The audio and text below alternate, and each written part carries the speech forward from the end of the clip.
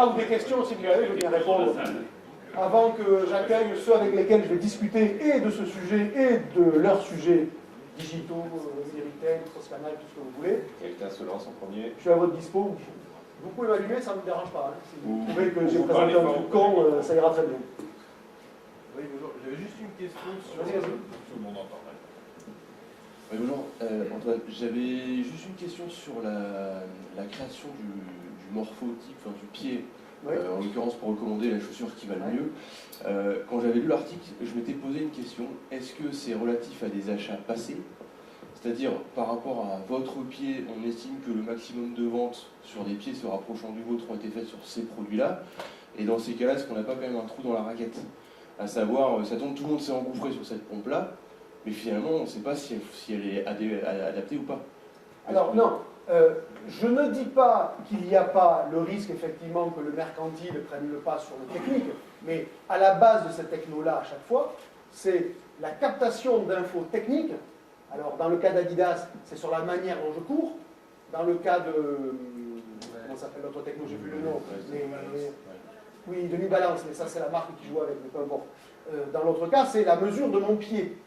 Donc, dans les deux cas, c'est bien une donnée technique qui est à la base de la recommandation. Parce que chaque produit, à l'origine, a été qualifié pour répondre à telle et telle catégorie de pied. Même dans le deuxième cas? Oui, bien sûr. Dans le deuxième cas, je pensais que c'était plus par rapport... Non, mais là où ta question fait sens, c'est que dès lors qu'on est sur de la recommandation qui a une finalité mercantile, c'est que tu finisses par dire, ouais, ok, il a le pied comme ça, mais bon, ça doit pouvoir passer celle-là parce qu'elle est mieux pour ma marge ou pour machin ou je sais pas quoi. Mais à la base, dans les deux cas, il y a de la captation d'infos techniques, c'est juste pas le même type d'infos. Hein, donc il y en a un, c'est, vous savez, pour ceux qui courent, on est spinoteur ou je sais pas quoi, là, il y a un qui court là. Ouais, enfin, j'y connais vraiment rien en course, c'est pour vous dire. Quand je vous dis que je cours pas souvent, c'est vrai. Non, mais on est soit l'un, soit l'autre, et puis après, il y a des tas d'autres mesures que ça, mais on est bien sur une captation technique. Après, de toute façon, c'est problématique. La pratique peut être compensée par les additions. Oui, non, mais c'est de toute façon, S'il n'y a pas de bons avis, le produit sera moins recommandable. le risque aujourd'hui pour tous les commerçants, c'est de faire du commerce contre le client. Ça marchait il y a 20 ans, ça ne peut plus marcher. Voilà, ça, par principe, faire du commerce contre le client, c'est mort. Mais j'ose même pas insister là-dessus, tellement ça me paraît être une évidence, à l'heure, justement, de la prise de parole du consommateur. Alors après, est-ce que c'est structuré, type TripAdvisor et compagnie, organisé par des retailers eux-mêmes, type une note d'Amazon ou autre, c'est pas le sujet. Dans les faits, il s'exprime. Bonjour, Olivia Gast, avocate. Je trouve justement que c'était vraiment très intéressant votre présentation. Et sur ce thème de jouer contre ou pour le consommateur, j'ai trouvé que le produit Market Hub, celui qui permet de changer les étiquettes de prix en temps réel, enfin, c'est très intéressant et c'est vrai que l'objectif affiché c'est la gestion des stocks, mais en réalité, vu le point auquel on est traqué, ils peuvent tout à fait, et comment, enfin, quelles sont les limites finalement, pour changer le prix en temps réel en fonction non pas des stocks mais en fonction du client. Et moi, enfin, je ne sais pas si des gens parmi vous ont déjà fait le test, mais j'ai 2 comptes Amazon avec 2 types d'achats différents. Bah, les prix peuvent varier de 30% en fonction de sur quel compte je me connecte pour le même produit. Et la même personne, mais ça ils ne le savent pas peut-être. Mais... Elle était plus maligne qu'Amazon, c'est dire. Mais c'est quand même alertant. Et là, moi, je trouve qu'ils jouent contre moi parce que finalement, plus j'achète quelque chose, plus ils connaissent mon niveau de revenu et donc plus ils vont augmenter les prix. Alors, ça, c'est quelque chose qui est une spécificité du online, puisque la transaction est one-to-one, qui est par principe plus difficile à mener dans le offline, puisque la transaction, elle est one-to-many.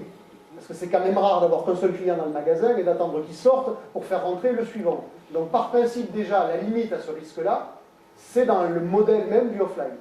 Donc, je ne vois pas comment demain on va... Comment se passer les produits, Ouais, changer, oui, changer le prix. et avoir des codes barres différenciés, pour qu'on puisse savoir, parce que si j'achète du Nutella 750 grammes dans le rayon Nutella, je vais peut-être pas accepter de le payer aussi cher que si je l'achète à une petite tête de gondole déportée à côté du rayon boulangerie et du pain frais, parce que là je vais être sur de l'émotion immédiate, voilà, c'est plus attirant. Ouais, alors quand je vois déjà qu'ils sont incapables de chaîner les codes barres entre la promo et leur promo, je me dis, vous êtes peinards, c'est pas demain la veille que les retailers sauront faire un truc comme ça. Voilà, parce que quand vous êtes devant une promo d'Annette, qu'elle est marquée prix choc, et que j'ai pas chaîné le prix avec la danette normale qui est aussi par 4, mais avec un code barre différent, et que le prix choc passe à 1 €, et que si je prends le produit qui est juste à côté, alors que pour moi client, c'est le même parfum, c'est la même unité de besoin, 4 danettes caramel, il passe à 1,45, tu vois, déjà ça j'ai ça tous les jours, et j'en fais mon beurre dans tous mes bêtisiers. Donc ça, tes peinards, c'est pas demain la veille. Voilà. Parce que ça supposerait une somme de conditions qui me paraissent aujourd'hui inaccessibles en l'état de la qualité d'exécution du retail français, mais pas que. Tu parlais tout à l'heure d'Adidas. J'aurais aimé que tu nous expliques, parce que c'est un nouveau concept, hein, c'est un concept stade, d'après ce que j'ai compris. Ambiance campus américaine, pour être précis. Si vous voulez, si vous êtes curieux, je fais de la pub, mais c'est en libre accès complet. Vous allez avoir 30 ou 40 photos qui sont sur mon blog depuis la semaine dernière. Donc, en termes de merchandising, c'est super réussi. Voilà, réenchanter le commerce par du merchandising, je pense qu'ils ont bien réussi. Ils ont également pris une option, c'est-à-dire de jeter quelques sports et de se concentrer vraiment pour des sports urbains qui sont pratiqués sur New York. Est-ce que tu peux nous en dire plus? Oui, c'est globalement une idée qui est aujourd'hui consubstantielle, pour utiliser un mot savant au commerce contemporain, c'est que la généralisation est morte. C'est-à-dire que quiconque a une ambition généraliste, aujourd'hui, revient à ne pas avoir d'ambition. Parce que de toute façon, il y aura toujours meilleur que toi sur chacun des bouts que tu vas prendre isolément. Donc, c'est-à-dire qu'il y a des sports qui sont traités, d'autres qui ne sont pas traités du tout. Ça veut dire, si tu veux des trucs d'équitation, tes peinards, c'est pas dans ce concept store que tu vas trouver des bottes et des cravaches ou des je sais pas quoi. Bon, donc mais ça, c'est une idée assez générale, et quiconque n'a pas compris qu'il faut avoir des aspérités, des territoires sur lesquels je vais bétonner ma légitimité, ma spécialisation, ma compétence, demain il ne sera pas là pour le raconter de toute façon. Parce que de toute façon, il trouvera toujours en face de lui quelqu'un qui est meilleur. Voilà. C'est le grand drame de l'hypermarché contemporain, outre le fait qu'il est trop grand, qu'il y a eu un développement de l'offre offline spécialisée, qu'il y a eu un développement de l'offre online aussi, c'est que qui va encore chez Carrefour acheter une télé? Je ne dis pas que personne, je dis que Carrefour n'est plus jamais le premier choix dans la tête d'un consommateur. C'est pas pareil de dire on en vend, mais évidemment Carrefour vend encore de la télé, bien sûr. La question est, dans la tête de qui c'est le premier choix d'aller chez Carrefour? Ah, peut-être que celui qui habite à Auch, dans Gers, je suis gersois d'origine, qui n'a pas de Darty encore, maintenant il y en a un qui vient d'arriver en franchise, dire bon, je vais acheter la télé au Carrefour d'Auch parce que je vais quand même pas aller jusqu'à Toulouse pour la deuxième télé que je veux mettre dans ma chambre pour, en plus de la télé dans le salon. Ok. Ouais, mais si on commence à vivre le commerce par des exceptions de situation pour dire oui, mais il y en a encore qui? Ah oui, mais dans ces cas-là, vous allez devenir un commerce de proximité qui vend un pot de moutarde tous les 4 matins, enfin en général tous les soirs à 22h, parce que j'en ai besoin et qu'il n'y a personne d'autre qui le vend. Donc vous faites du commerce d'exception. Donc en ce sens, c'est mort. Voilà. Donc Adidas ne fait que prendre acte de cette réalité. Alors c'est très spectaculaire quand tu as une marque aussi iconique du sport en général, dans laquelle tu vois, tiens, mais il n'y a pas. Non, non, il n'y a pas. Voilà. Alors, deuxième chose qu'il faut savoir, et vous serez peut-être surprise pour ceux qui vont voir les photos, et c'est propre à tous les concept stores, il n'y a pas de cam. C'est-à-dire, vous allez dans un magasin normalement constitué, vous avez de la cam et ça doit dégueuler. Là, attention, comme on joue sur l'esthétique, on est sur la 5e avenue, il ne faut pas que ça soit trop sale quand même. Donc il n'y a pas beaucoup de cam. L'exemple le plus abouti, c'est Nike qui vient d'ouvrir aussi sur Broadway, si ma mémoire est bonne, un autre concept store. Là, pour le coup, il y a encore moins de cam, on se demande si c'est un musée ou un magasin. Voilà. Mais donc, soyez pas surpris par ça, c'est propre au concept store, c'est-à-dire que pour que ça soit au carré, machin, on ne met pas trop de produits. Gilles de Shiver.